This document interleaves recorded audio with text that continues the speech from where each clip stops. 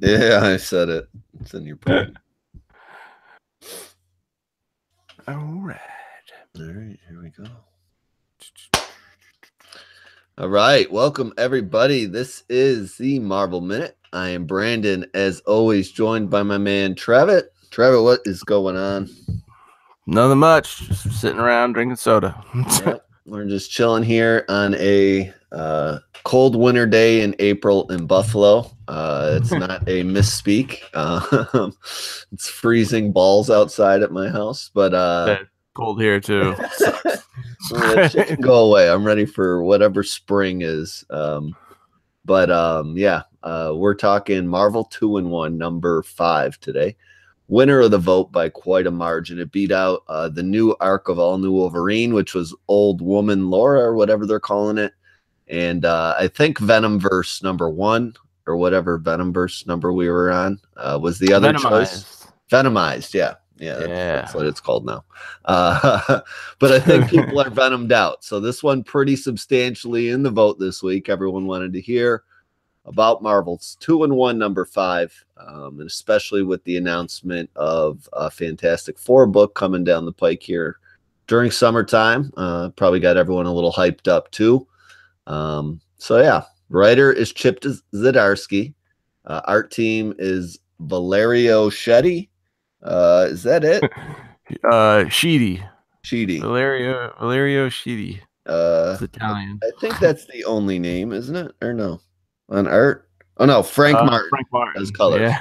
And then we got VC's Joe Carmanga on the letter duties. And we got a little blurb here before we talk about it.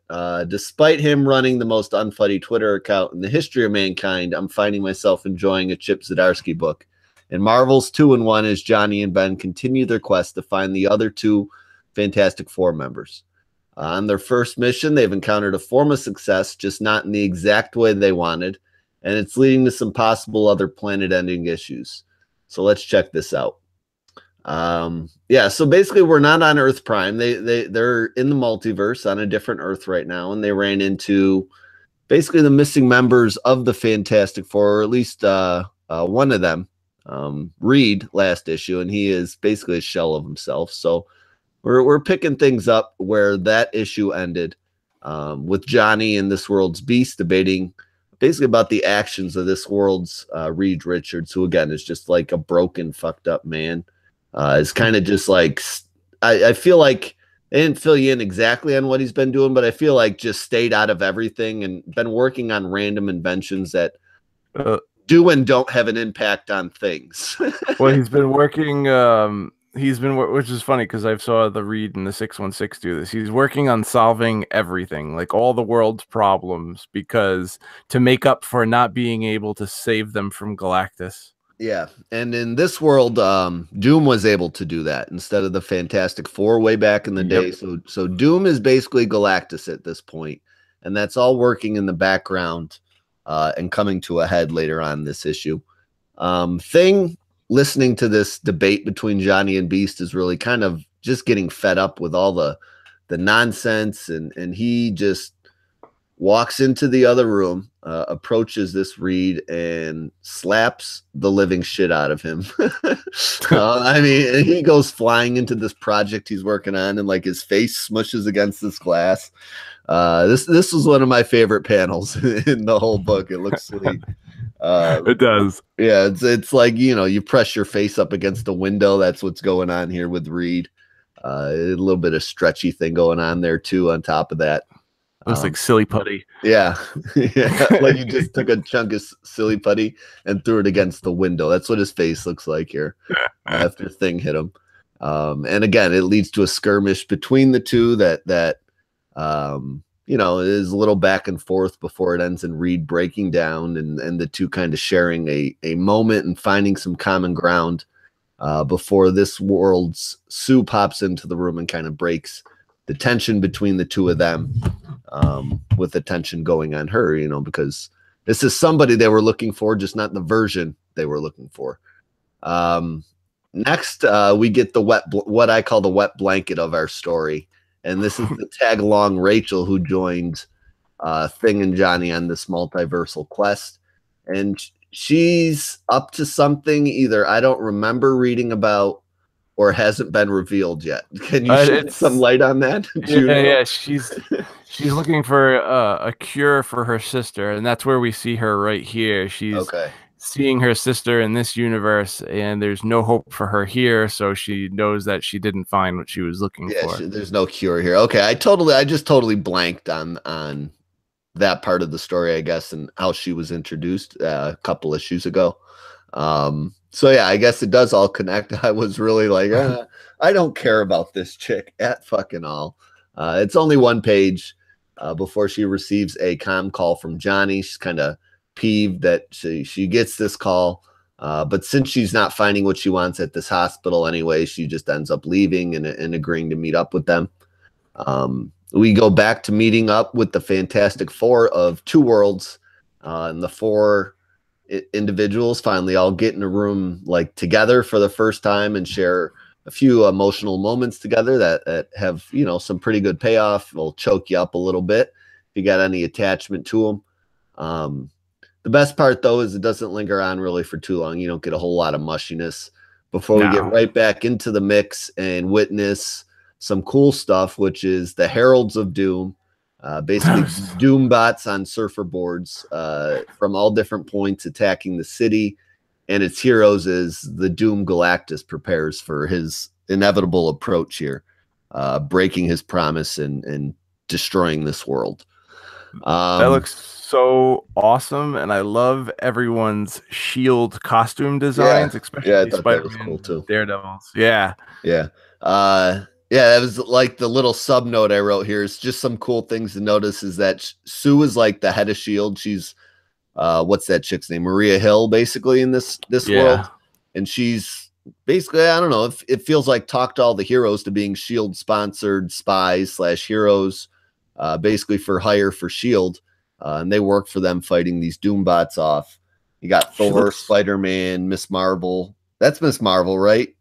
Yeah, it's Miss Marvel. And you can see Captain America in the background, and then Doctor Strange at the bottom right. Yeah, and then at the top, on the top, you could see Angel from the X-Men with the wings.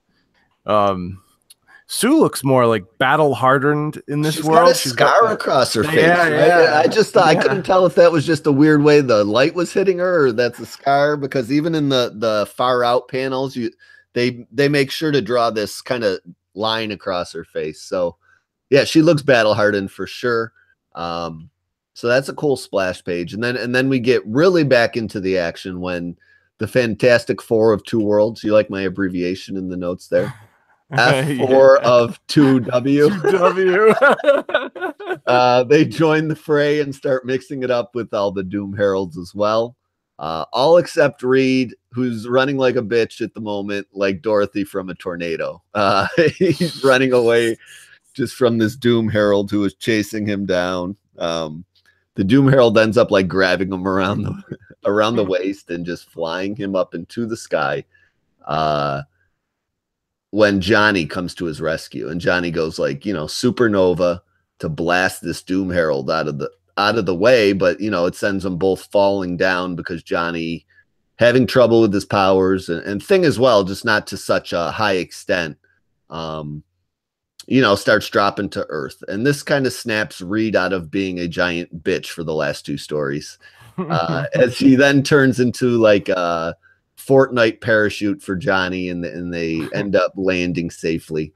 And when they do hit the ground, he kind of, you know, gives a little bit of a rah-rah speech to rally the troops and get everybody pumped up for one more go of it all, try to save this world, really.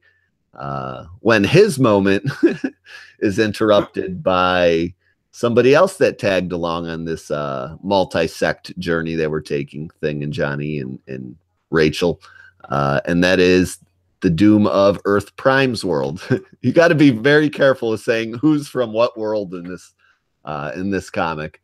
So this is, you know, Iron Doom, who's been, you know, Doom turned Iron Man, and he mentions, despite Wolverine attacking him out of habit, that he's here to help, and he basically mentions, yeah, I followed you two knuckleheads along on this journey. I knew what you were up to, so here I am, and let's stop this Galactus Doom from ending this place.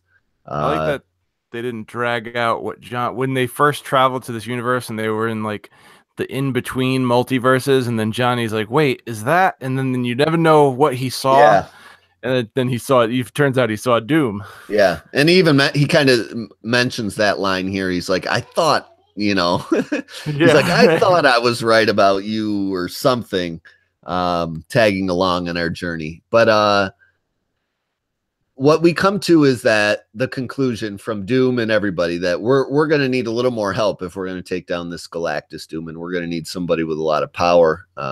So our cliffhanger is a pretty sweet ending as we get Johnny and Thing, who are sent off to recruit, and they go to this, downtrodden looking farm and approach this downtrodden looking figure. And it is Norrin Radd and Emma Frost. Emma is not too happy.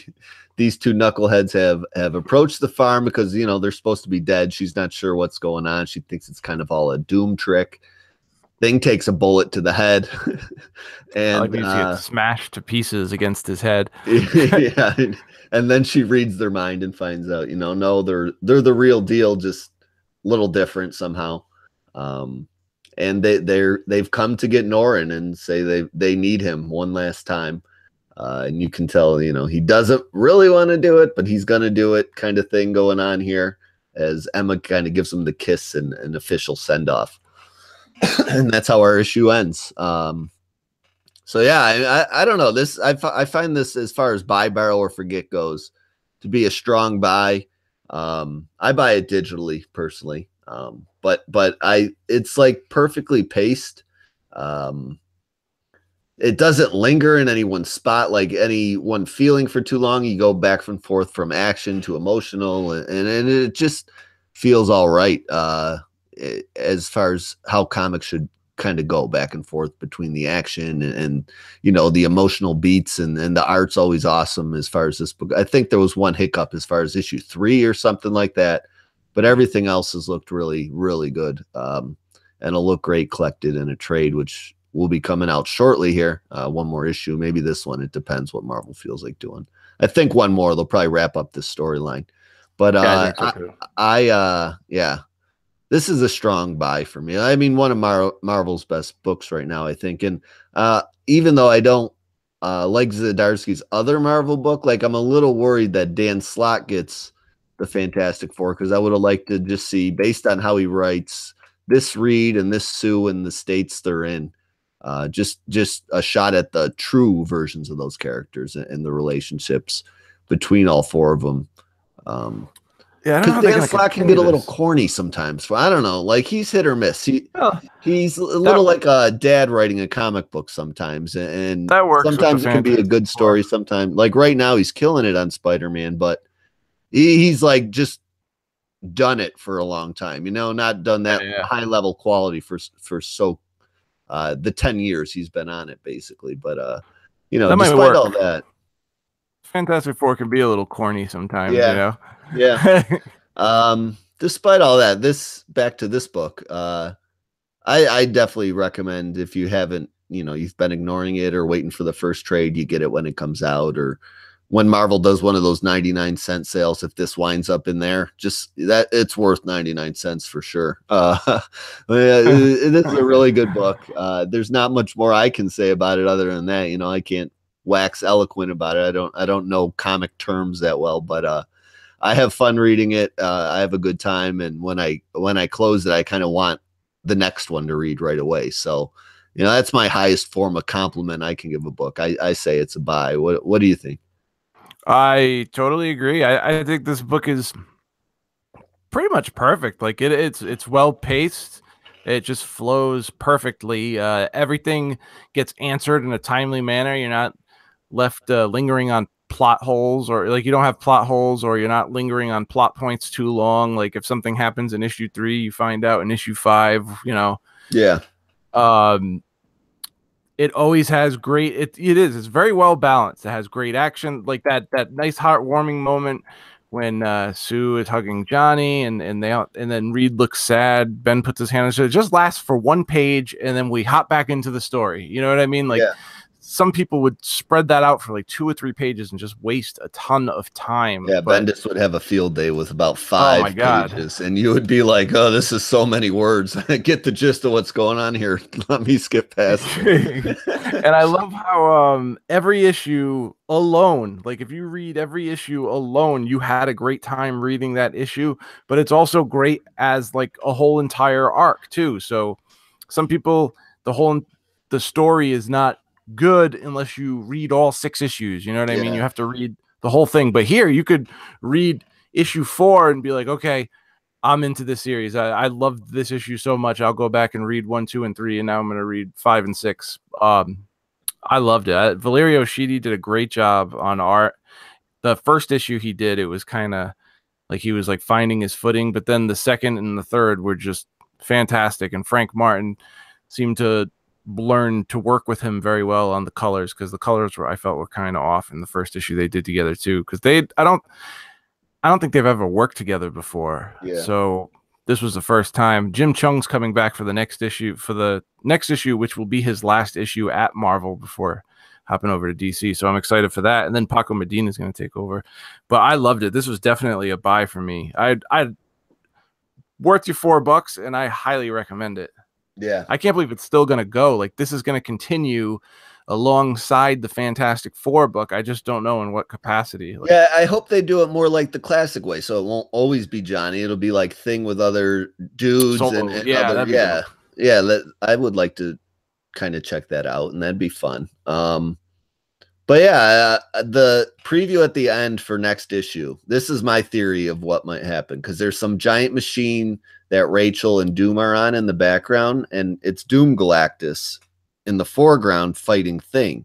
So are they going to blow Thing up to Galactus size to fight Galactus? Because I'm here. That would be awesome. That would be awesome. Yeah, that would be really awesome. Like I'll buy the digital and hard copy and put the code out online for that shit, because that's a movie I want to see. But hell yeah. Anyway, we're gonna wrap things up here for this week, guys. I will get that poll up for you on Monday, and vote. Let us know what you want to hear about. If there's any requests, hit me up DMs or on Twitter, and maybe I'll slide that comic on the poll, because I don't know, I just had a hard time narrowing it down to 3 lately. We're kind of gonna hit that strange period before the fresh start starts. So a lot of these books are like wrapping up. So if there's something specific you want to hear about, let me know. I'll put it up there. And if the wins the vote, we'll talk about it. So hit us up on Twitter at Beamer3660. Trevitt's new one is at, what is it again? Trevitt Trev. There you go. So a lot of T's in there. Make sure you get it right and get that vote in. We'll talk to you guys next week. Peace out. 4 T's.